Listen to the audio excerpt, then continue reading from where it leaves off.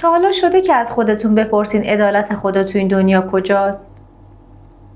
چرا بعضیا از اولی که به دنیا میان توی ثروت و شهرت و قدرت زندگی میکنن تا وقتی که میمیرن، اما یه عده دیگه قسمتشون از این دنیا فقط رنج و درده؟ امروز میخوام من دقیقاً به همین سوال جواب بدم که واقعاً عدالت خدا کجاست. دوستای خوبم سلام، من دکتر فرزانه بخشیان هستم و اینجا کانال موفقیتی به نام زندگیه. ویدیوها حاصل هم تجربیات واقعی من در زندگی و هم تحقیقاتم در بین منابع مختلف از جمله منابع معتبر خارجی هستند. پس اگر شما هم قصد دارید که یک تغییر اساسی در زندگیتون ایجاد کنید و سطح آگاهیتون رو بالاتر ببرید، ازتون دعوت میکنم کانال رو ساب کنید، زنگوله رو بزنید و از همراهای همیشگی کانال ما باشید.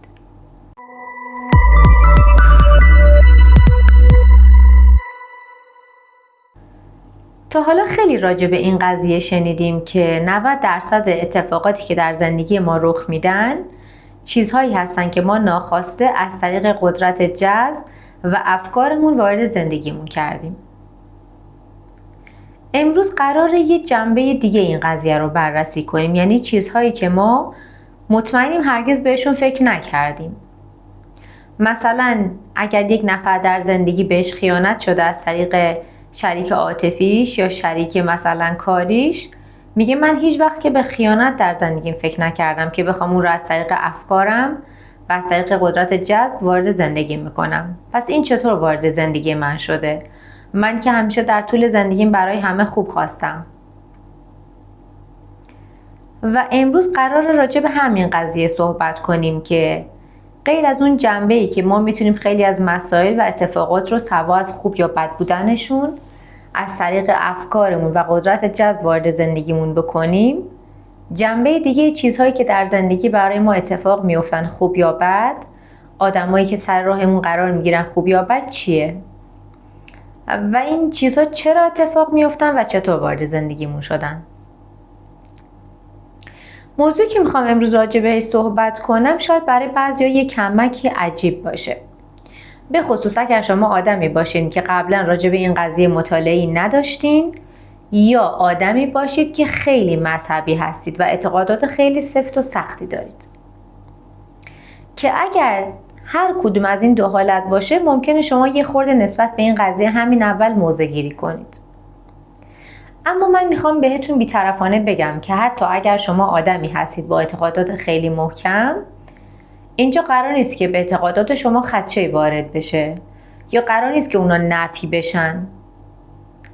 منتها این که شما الان نشستین پای این ویدیو و تا اینجاشو دیدین توی این کانال، این به شما ثابت میکنه که شما با هر اعتقاد و هر دین و هر مذهبی که هستین آدمی هستین که به دنبال آگاهی میگردین و دوست دارید که در زندگیتون تغییرات مثبت ایجاد کنید.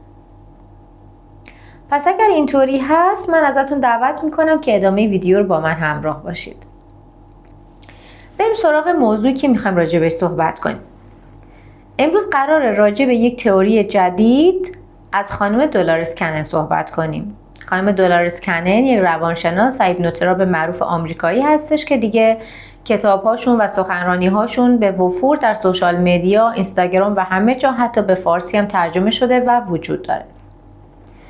و تئوری که من میخوام امروز راجع بهش صحبت کنم از خانم دولارس کنن، همون چیزی که دارم میگم تئوری هستش. و تئوری یعنی اینکه 90% حقیقت داره، 90% امکان داره که قطعیت داشته باشه، 10% امکان داره که اون چیزی که باید باشه واقعا نباشه. پس جای این رو میذاریم که یه 10% وجود داره که ممکنه این قضیه نباشه، ولی 90% تئوری هستش که پذیرفته شده. تئوری که قرار دید ما رو نسبت به اون چیزی که در اطرافمون اتفاق میفته و سوالی که ممکنه سالها برای خیلی از ماها وجود داشته باشه و جوابی برای اون پیدا نکرده باشیم که عدالت خدا تو این دنیا کجاست، یک کمکی بهمون بده و یه خورده فکرمون رو راحت تر بکنه.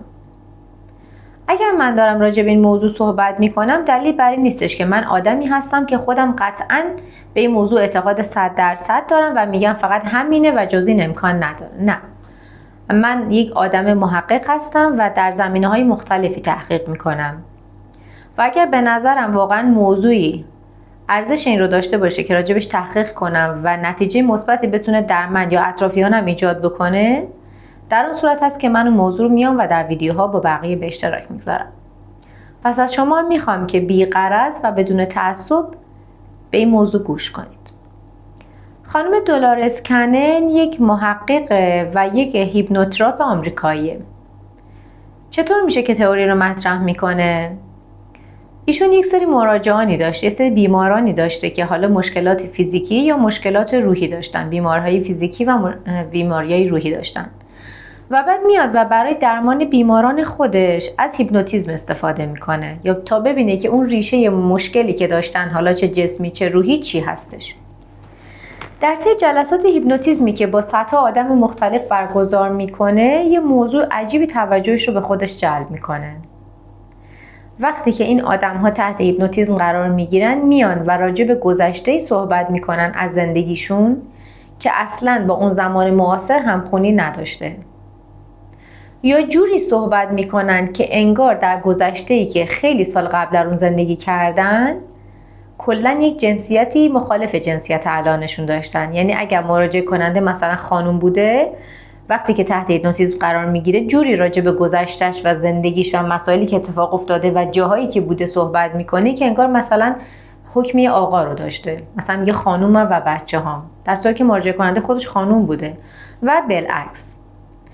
اوایل خانم دولارس کنن فکر میکنه که حالا اینا ممکنه دچار تخیل شده باشن یا یه مسئله دیگه براشون به وجود اومده باشه. اما وقتی که یکی، 2 تا، 10 تا و 100 تا بیمار مختلف که از جاهای مختلف می اومدن پیشش همین چیزها رو و همین تجربیات رو در گذشته‌های خیلی دور مطرح می‌کردن و ایشون هم حالا صداهاشون رو ضبط می‌کرده و بعد از جلسه‌های مثلا هیپنوتیزم بهشون گوش می‌کرده تا بیشتر متوجه بشه، اون رو میاد و با یه سری مثلا دوستان که تاریخ شناس بودن راجع به این قضیه صحبت می‌کنه، میگه اینا چیزایی میگن که تو زمان الان وجود نداره. اون وقت اون تاریخ شناسا بهش میگن که بله، مثلا صدها سال پیش اینجا بوده، واقعا این مکان وجود داشته، همچین قضیه اتفاق افتاده. یعنی اون مراجعان میان و مو به مو و جز به جز راجع به یک وقایعی صحبت میکنن که انگار در زندگیشون در حال جریانه، که در زمانی که الان وجود داشتن این چیزها جزو گذشته محسوب میشده. مثلا الان من و شما داریم با هم صحبت میکنیم، بیایم راجع به زمان قاجار یک نفر بهمون بگه، یه جوری صحبت کنه و از وقایع و از طرز لباس پوشیدن آدم ها بگه که بعد بفهمیم که این انگار مثلا مال زمان قاجاره، تو اون زمان داره صحبت میکنه. منظورم دقیقاً همچین چیزی هستش. در همین اوضاع احوال هستش که یک نفر دیگه هم، یعنی یک روانشناس دیگه و یه محقق دیگه هم به اسم آقای مایکل نیوتن هم میاد و همچین تجربه رو با بیمارانش متوجه میشه. و بعد وقتی که این نظریه ها کنار هم گذاشته میشه، این آدم ها در 2 جای مختلف به این نتیجه میرسن وقتی که صحبت های صدها انسان رو میشنون، مراجعانشون رو بررسی میکنن، این تئوری مطرح میشه که انسان ها فقط در یک زمان زندگی نمی کنن. یعنی هر انسانی ممکنه در دوره‌های مختلفی با جنسیت‌های مختلفی در این دنیا زندگی کرده باشه. یعنی تئوری زندگی‌های متوالی مطرح میشه که در اسلام فکر میکنم به اسم تناسخ شناخته میشه. و همونجور که گفتم از نظر اسلام مثلا این موضوع مورد قبول نیستش. اسلام به تناسخ اعتقادی نداره، میگه که زمانی که انسان میمیره بعد از مرگ دوباره فقط در قیامت برانگیخته میشه و عنوان میکنه که در قرآن اومده که خداوند در جاهای مختلفی ذکر کرده که ما همونی هستیم که انسان رو میمیرانیم و دوباره زنده رو از مرده برانگیخته میکنیم. اما من خودم بارها به این قضیه فکر کردم و در منابع مختلف جستجو کردم که آیا واقعا منظور اینه که فقط انسان یک بار بعد از مردنش دوباره زنده میشه؟ یعنی خدایی که واقعا این همه جهان رو خلق کرده، انسان رو از دفعه اول آفریده، یعنی نمیتونه که یک مرده رو چندین بار متوالی زنده کنه و فقط انسان میمیره و دوباره یک بار در قیامت زنده میشه؟ مگر خدایی که ما رو آفریده همون خدای آفریننده تمام طبیعت نیست که هر سال در زمستان کل زمین رو میمیرانه و دوباره در فصل بهار همه چیز دچار رویش و شکوفه زدن و جوانه زدن میشن و زمین مرده رو دوباره زنده میکنه و قرنهاست که این مرگ و زندگی برای کل کره زمین و کائنات داره اتفاق میفته. پس چه کسی واقعا تضمین میکنه که انسان بعد از مرگ فقط یک بار دیگه زنده میشه؟ میگم این تئوریه، ولی در پشت این تئوری یک چیز جالبی نهفته میشه و شاید شما بتونید جواب این سوال رو که پس عدالت خدا تو این دنیا کجا میره رو که در هیچ دین و مذهبی واقعا نمیتونید جوابش رو پیدا کنید رو پیدا کنید. من شانس این رو داشتم که در طول زندگیم با افرادی از دینها و مذهب‌های مختلفی دوست باشم. به تناسب شرایط کاری یا تحصیلی که سالیان سال در شهرهای مختلف و جای مختلفی داشتم، تونستم دوستانی از مذاهب و ادیان مختلف داشته باشم. من دوست اهل سنت داشتم، دوست زرتشت داشتم، دوست مسیحی هم داشتم. و جالبه که همه این آدم‌ها در همه ادیان و مذاهب فکر میکنن که اون دین و مذهبی که خودشون دارن بهترین و کاملترینه و خیلی خوشحالن که در اون دین و مذهب به دنیا اومدن. میگن من خوش شانس بودم، چون اگر چیزی جز این فکر میکردن که قطعا دینی و مذهبشون رو عوض میکردن دیگه. درسته که خیلی ها قبول داریم میگیم که دین اسلام کامل کننده بقیه ادیان هست، ولی در هر دینی به طرز این مسئله گفته شده که بالاخره خداوند همون خداییه که زنده رو از مرده پدید میاره. ولی آیا واقعا کسی مرده در عصر و دوره ما که مثلا بمیره بعد 10 سال دوباره برگرده بگه آره من همونیم که 10 سال پیش مرده بودم و الان با یه چیز جدید اومدم؟ هیچ کسی واقعا همچین تجربه نداشته. ما بارها شنیدیم تجربه زندگی پس از زندگی که حتی برنامه‌اش در مثلا تلویزیون ایران هم پخش میشه. همه از تجربه های صحبت میکنن تو این برنامه که مثلا حالت اغما رفتن، به حالت کما رفتن، در اون مدت در یک جایی بودن که حتی احساس میکردن هزاران ساله که اونجا زندگی کردن و یه سری اتفاقاتی میفته و بعد یه نفر بهشون میگه برگرد. حالا خانم دولارس کنن و آقای مایکل نیوتن میان و سرنوشت افرادی در کتابهاشون صحبت میکنن. کتاب آقای مایکل نیوتن به اسم سفر روحه، کتابی که در این زمینه خیلی توضیح داده و تمام صحبت‌های مراجعانش رو نوشته، و کتاب خانم کنن به اسم رازهای آن سوی مرگ، که به نظرم اگر شما این موضوع براتون جالب توجهه بهتره که خودتون واقعا وقت بذارین و این دوتا کتاب رو بخونین، چون این قضیه انقدر پیچیده است که به همین سادگی قابل توضیح نیست. اما لب مطلبی که از این کتاب‌ها و این گفته‌ها و این تئوری برمیاد یعنی چی؟ اصلا اینا چی میخوان بیان بگن؟ مسئله اینه که اینها اعتقاد دارن با توجه به چیزهایی که بهش رسیدن و تمام تحقیقاتی که کردن از صدها انسان مختلف در جاهای مختلف دنیا، به این نتیجه رسیدن که معتقد هستن بخشی از سرنوشت و زندگی ما همونی هستش که از طریق افکارمون و قدرت جذب به دستش میاریم. بخشی از اون برمیگرده به زندگی که ما در گذشته داشتیم و تصمیماتی که قبل از به دنیا آمدن دوبارمون در این دنیا برای خودمون گرفتیم.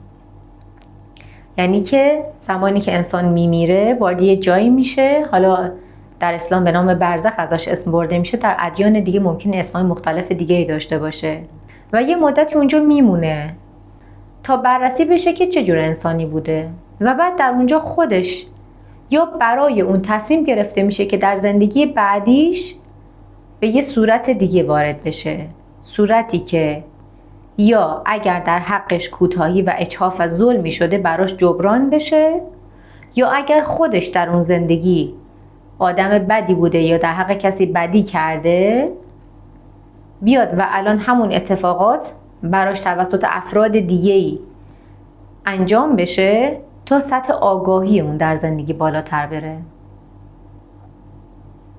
یه جمله‌ای هم داریم خیلی همون شنیدیم، میگن بهشت و جهنم همه آدم ها تو همین دنیاست. تا حالا نشنیدین؟ کی میگه که در پشت پرده این جمله واقعا چی نهفته است؟ شاید این هم یک جورایی داره اشاره میکنه به زندگی های متوالی. خانم کنل میاد در کتابش میگه که تجربیاتی که بیماران مطرح میکنن اینطوریه که اونها میمیرن و بعد تو همون عالمی که قرار میگیرن به صورت گروه‌های دست جمعی خودشون انتخاب میکنن که در زندگی بعدی قراره که به چی برسن. یعنی چه افرادی سر راهشون قرار بگیرن که یا اونها رو به آگاهی بیشتری برسونن و تجربیات بدی رو که خودشون در حق دیگران انجام دادن برای خودشون تکرار بشه تا سطح آگاهیشون بالاتر بره، یا اگر آدم خوبی بودن و در اون زندگی در حقشون ظلم شده و مثلا به اون چیزی که در حقشون نبوده نرسیدن، حالا تو این زندگی جدیدتون شرایط خوب قرار بگیرن تا براشون جبران بشه. پس یعنی یه جورایی واقعا راسته که بهشت و جهنم همه ما آدم ها تو این دنیاست. حالا میدونین این تئوری که بازم میگم تئوری 90% درسته، یه بینش و یه دیدگاه جدیدی در زندگی به ما میده. یعنی ما تا الان خیلی شنیدیم که بابا سرنوشتمون دست خودمونه، با قانون جذب و افکارمون داریم خیلی چیزا رو جذب میکنیم، مسئولیت رفتارمون رو به عهده بگیریم. این تئوری هم میاد به شما همین رو میگه هر آن چیزی که خوب یا بد و اتفاقی که سر راه زندگیتون قرار میگیره، آدم‌های خوب یا بدی که سر راهتون قرار میگیرن و در حق شما خوبی یا بدی میکنن، مسئولیت 100% اینها با خودتونه، چون شما قبل از اصلا به دنیا اومدنتون اینها رو تعیین کردید به خاطر اون چیزهایی که در زندگی قبلیتون تجربه کرده بودید. خوبی یا بدی هایی که کردید الان اومدید تا برای شما جبران بشه در هر دو حالتش و شما به آگاهی بیشتری دست پیدا کنید.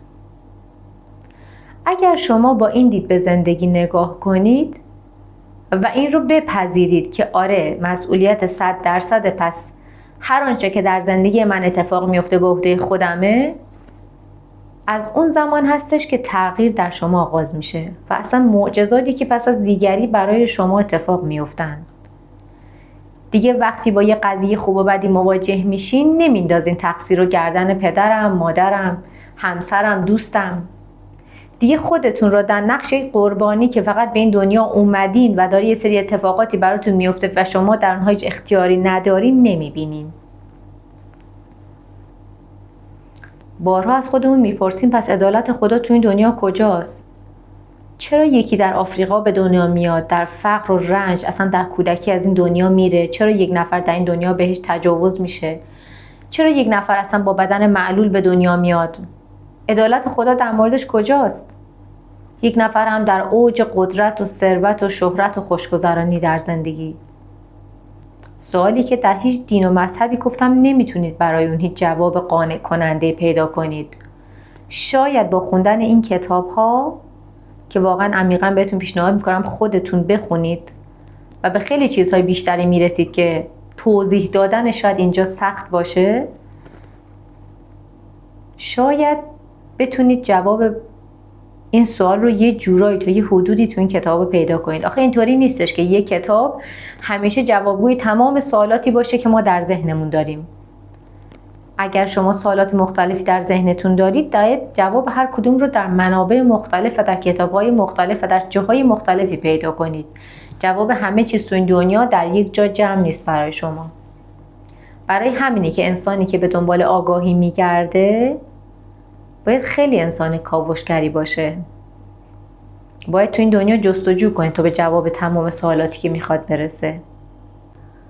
اگر شما آدمی هستید که انسان خوبی خودتون رو میدونید و در حق کسی بدی نمی کنید و احساس میکنید چرا آدم‌هایی که سر راهتون قرار میگیرن همش میان در حق شما بدی میکنن و با خودتون بارها میپرسید مگه جواب خوبی در زندگی بدیه و بقیه رو مقصر میدونید، از این به بعد میتونید با این دید به این آدم‌ها نگاه کنید که این آدم‌ها اومدن که چه چیزی به من یاد بدن. اومدن این آدم‌ها انتخاب خودم بوده قبل از اومدن تو این دنیا. آیا من در زندگی گذشتم چه جور آدمی بودم؟ این بهتون کمک میکنه که در هر کاری که میخواید در این دنیا انجام بدید به این فکر کنید که نتیجهش دوباره بهشت و جهنمتون در همین دنیا خواهد بود. و این خیلی به نظرم جالبه، چون اگر با این دید به زندگی نگاه کنید احتیاج دیگه ندارید که قضاوت مردم رو در نظر بگیرید. خودتون اصلا میشید قاضی خودتون در هر لحظه از زندگیتون، چون میدونین که قراره برگردین و اون چیزی رو که کاشتین رو تحویل بگیرین. شما مسئولیت 100% اعمال خودتون رو به عهده میگیرید و مسئولیت کسانی که در اطراف شما هستن، خوب یا بد. چون مدام به خودتون میگید که من در زندگی قبلیم چه کاری انجام دادم که حالا دارم نتیجه اون رو تحویل میگیرم.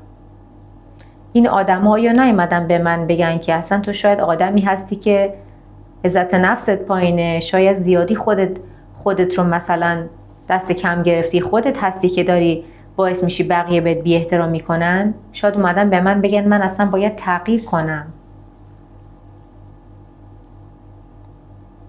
من باز هم میگم من آدمی نیستم که بگم به تناسخ اعتقاد کامل دارم و الان دیگه همین رو فقط پذیرفتم. من آدم جستجوگری هستم. دوست دارم هر اون چیزی که در این دنیا هست که میتونه به آگاهی من کمک کنه و دید من رو برای بهتر زندگی کردن کمی تغییر بده راجبش بدونم. از شما میخوام که بدون قضاوت و بدون موضع‌گیری مذهبی به این قضیه فکر کنید و ببینید آیا واقعا مسئولیت هر آنچه که در زندگی داره برای شما اتفاق میفته میتونه با خودتون باشه، میتونه حاصل تصمیم گیری خودتون باشه و اینطوری هستش که تغییرات در زندگیتون به طور شگفت‌آوری واقعا آغاز میشن. متشکرم ازتون که تا اینجای ویدیو من رو همراهی کردید. خیلی خوشحال میشم که شما هم نظراتتون رو در مورد این موضوع با من و بقیه دوستان در کامنت ها به اشتراک بگذارید.